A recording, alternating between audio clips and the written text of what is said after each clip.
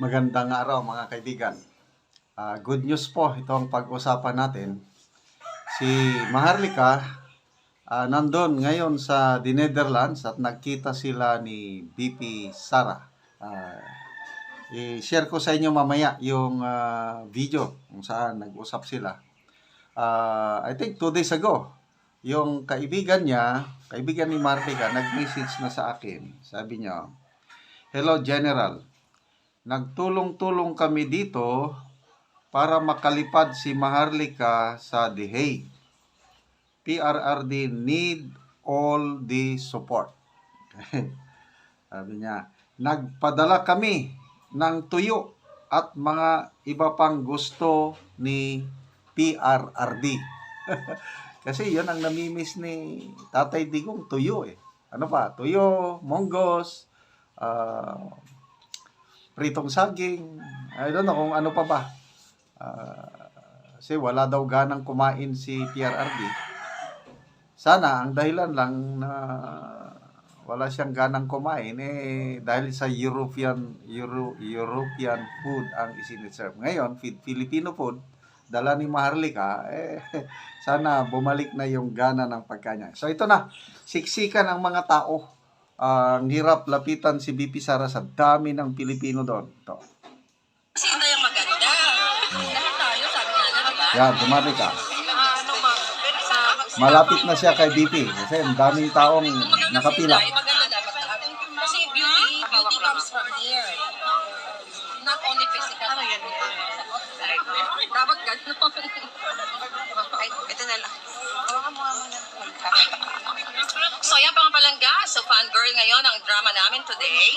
So, dahil si Inday nakapila tayo. Susunod tayo sa mga eksena nila. Ayan ang mga palangga ko. Say hi! Ayan! Ang mga nagmamaganda lang. Yeah, diba? Diba? Tawag nga pala. Kaya mo na. Sino yun? Boy? Hindi boy? Group. Wow! Medyo Ang vlog natin from Finland. Nagbuka siya ng line natin. Uy, mag-tour. Alika na dam. Mag-picture ko muna. Baka mo sa'yo. Palangin. haba ng pila.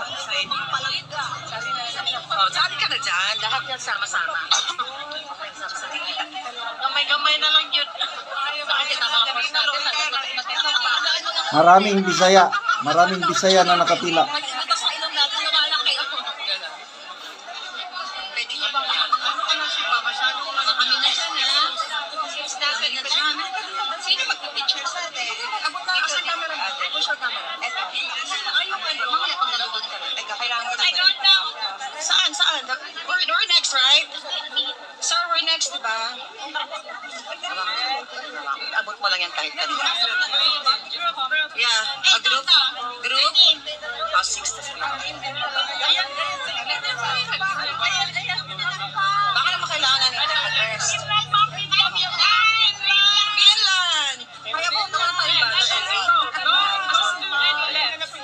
Kasi si Maria. Maria Bautista. Beijing, Maria Bautista. Anim, hello! Anim? Ayan na, ibigay natin. Hawakan mo muna. Kasi nakatas yung muna. Next na dyan. Next.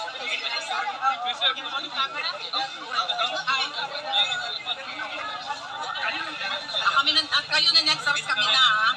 Baka... Sandali.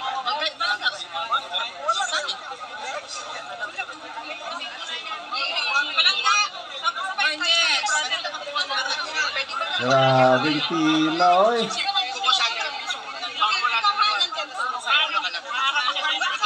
Mamaya. Hold lang po muna. Mag-sir muna. Tayo muna. Sir na next. Sila muna. Okay. Kayo muna. Mahurot na ng smile ni Ate, kasama ka bang picture? Pwede bang ano? Sige. Opo. Nakakita sa akin, siyempre lang si... Okay. Dumayo pa from London. London. Okay, sir. Ikaw na, sir. Okay. Kanya ako dito kanya, pero yun ang unang umpisa. Sige. Okay, sir. Pwede sa kami, tulong me. Ay, Malapit na sila. Kita Marcel. Kami na? Bakla tayo na. Kami. Ito po. Hawak na rin yung okay, live po. Okay. Dito, dalawa. Okay. Sige, smile. 1, 2, 3. Okay. Thank you. Fighter kayo na, ma'am. Fighter ka na. Hanggang sa huling hindi nga, sabi ko nga, para sa bayan. At para kay PRRD na nagkakaroon ng sa Pilipinas. Katulad dito ng mga OFW na lumalaban.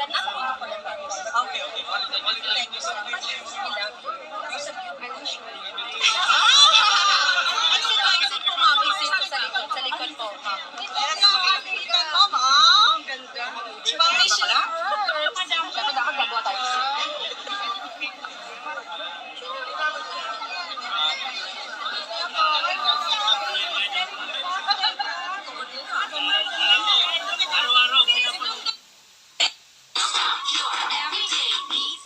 So, yun po.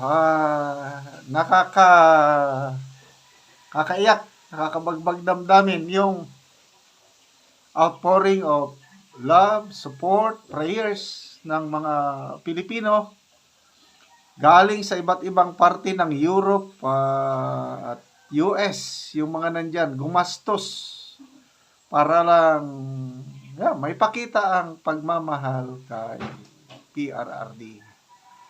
Tayo dito, sa Pilipinas, hindi man tayo makapunta sa Netherlands, dasal na lang natin. There's no boundary in prayers. So, sana malusutan, ma-overcome ng Duterte family and the whole Filipino nation itong trial na nag-abot sa ating I never expected this to happen. Yung unity team noon na inaasahan natin na bayan, babangon muli, wala na. Nagkawatak-watak na po tayo. Anong mangyari sa ating bansa, pasakamay na lang natin sa Diyos. At yun din ang mensahe ni PRRD sa atin.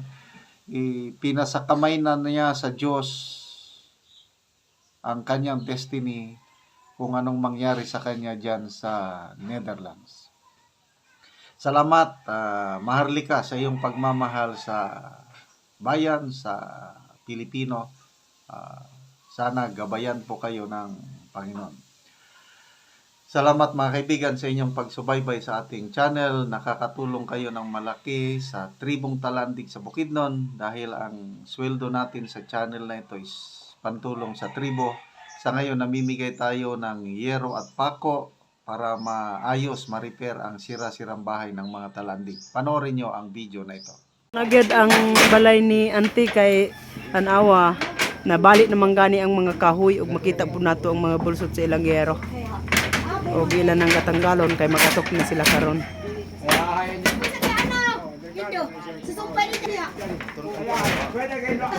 Gabok na gid ang yero.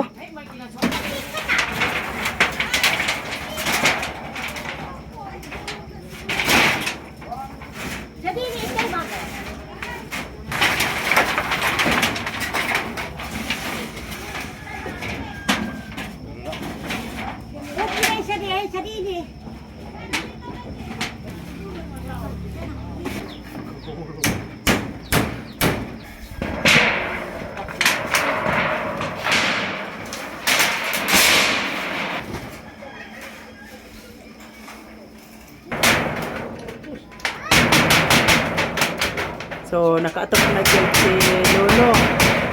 Oo.